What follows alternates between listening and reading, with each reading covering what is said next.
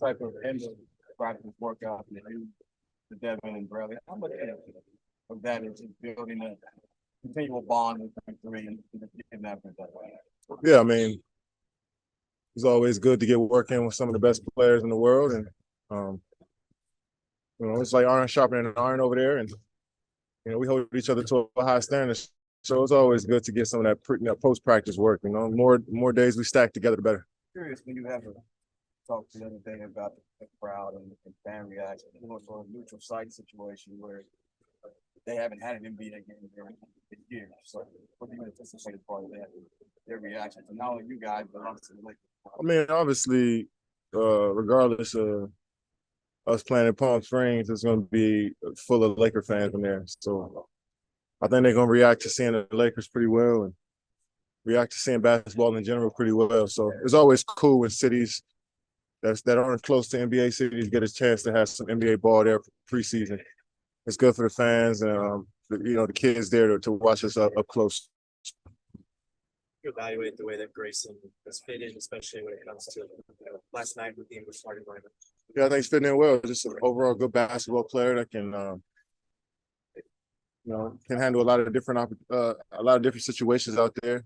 And then when he gets the opportunity to play with myself, Book, and Brad, I think the floor opens up even more for him, and we could play off him a little bit more as well. So he's just a guy that can fit in, and you've seen how many teams he's played on and how well he's played on each stop. So we expect him to have a solid year this year.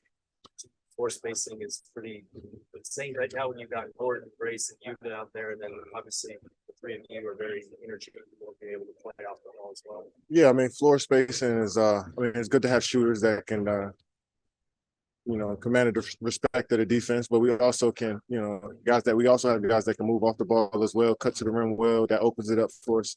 Josh, Metu, KBD, guys that can cut to the rim and finish. That opens up for the shooters as well. So a movement offense where the ball is moving, players are moving, is good for the shooters. To Gerald's point, there were a couple of possessions last night where you guys were really moving it. Book had that nice cut. Just how are you guys feeling out that process right now of all the movement and making the right choices? Yeah, we've just been drilling that in practice, and coach has been on us every day of, good to great. Always trying to make the right play, but always, being fundamentally sound as well in our passes and our attacks as well. So, and then the more you drill, the better you become as a team. How important is it for you, Brad, and Book to be leading by example with the unselfishness you're playing? Yeah, I mean, that's just how we all grew up playing. Usually guys who start off just shooting the basketball in their careers, they end up knowing how to play off different guys. And I think we all started our careers as shooters and expanded our games from there. And, so we can always go back to, if we need to, catch them or shooting the ball and playing off of closeout. So, I think all of that experience up until now has helped us, and our teammates are doing a good job of being available and also putting us in good positions to succeed. Have you seen how you three have made the game easier for each other? Yeah, I mean, you guys that command respect out there, when Book drives to the rim, is going to be guys coming over and converting. Same with Bradley, same with myself, and on different areas of the floor. So that can open up everything for everyone. And you can't guard all of us at once, so especially when guys like Book can command a double team, myself, Brad can command double team, it's going to be tough on the backside. So we play fundamentally sound ball, don't turn the ball over, rebound, we've been in solid shape on offense. Will you have to tell yourself to take open shots when it's swing? No. You know what I mean? Not at all. Not you, but just nobody on this team. I don't think anybody on this team. We don't. Coach is on us at all times of being aggressive, and there's times where coach may call a play and he'll stop practice, and say, "Look, that was a chance for you to go break it off and go get a basket right there." So that him giving us that confidence to be aggressive when the ball touches our hands is always key, because a team with good players, you tend to try not to step on toes and be a little timid out there to figure it out. But from day one, coach is telling us to be aggressive. I think changes for Book with him essentially being a point guard, or kind of a shared point guard responsibility and taking the lead there. I don't think anything changes. I think since he's been in the league now 9 years. This is 9 for him. Yeah, I want to say by his third year, he was already handling the ball, being asked to do a lot on the ball out top, dealing with guys double teaming him at half court, double teaming him all over the floor. So he had a lot of experience in that for 4, 5, 6 years, and now it's just second nature. So you see how he's handling the ball now. He looks like a point guard because he always been doing that. You You want him thinking like, hey, I've got to Nah, get where their touch is, that sort of thing, and you just want him kind of attacking like he's always. I mean, when you got a player as efficient as Book, it's cool to come down and not pass the ball. You know what I'm saying? So it's a good shot when you take if you come off a pick, and guys in a drop, and it's a wide open shot for you. We don't have to have a pass. That's a shot we want. So we want to be aggressive, and not always look to set up plays. And I think if we get stops and rebound, that'd be easier for all of us to just kind of know what kind of flow we want to have in transition. So it all starts on the defense side of the ball. How great was it to see Coach Brooks last night? It was great. It was great. It's a lot of, as I get older, there's a lot of guys on the bench that I'll get to play with, or they coach me. I seen Ryan Gomes on the bench over there with Portland, play with him in OKC for a few months.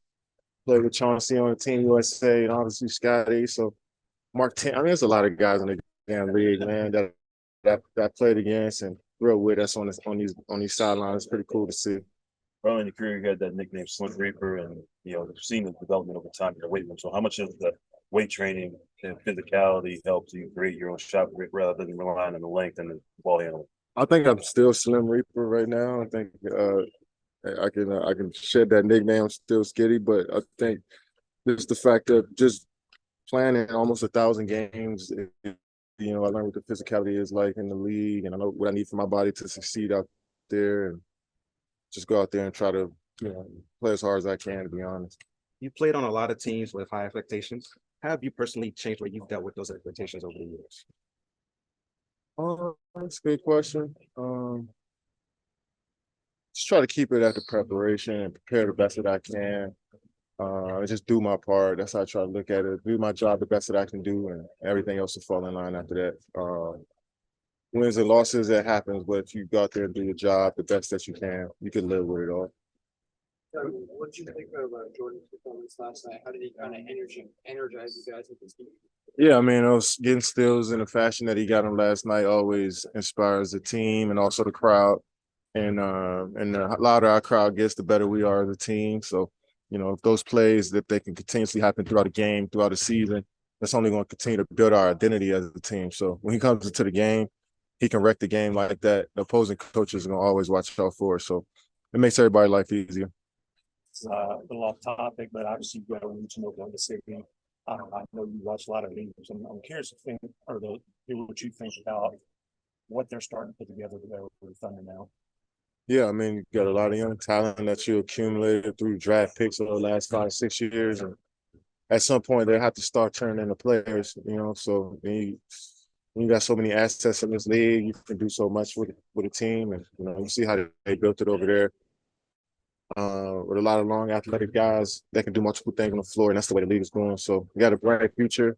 I think I seen something today where like 24 picks, I think, in the last 5 or 6 years. 22 seconds and 17 firsts. So as long as they expand the roster like the football roster. Yeah.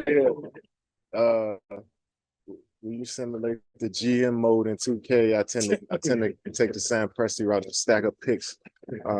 But I just feel like, a lot of the teams are building towards the future. A league is getting younger and younger. Guys are coming in at 18, 19 years old now. So I think that's the perfect way to go, is to build your future assets. Having been on championship teams, been on teams competing for championship, what that squad feels. When you look at this group, do you feel sort of the same energy, or is it? I mean, I try not to compare, man. Talking to somebody else about that, like championship teams that I've been on, I don't think any team in the history of the league could compare to that. You know what I'm saying? And just like Denver Nuggets last year, nobody could compare to that team. You know what I'm saying? So it's hard for me to try to compare these two teams and before the season started on where we may go. I mean, I think there's no point in that. But the same traits as far as like the hard work, the guys coming in and paying attention to detail. I like where we are right now with that. And there's a difference between having that consistency in March, April, May, as opposed to right now. It's easy for me to say that now. So I try not to compare the special teams that I played on to anybody, because it's special for a reason. Who's got the aux cord over there when you guys are shooting?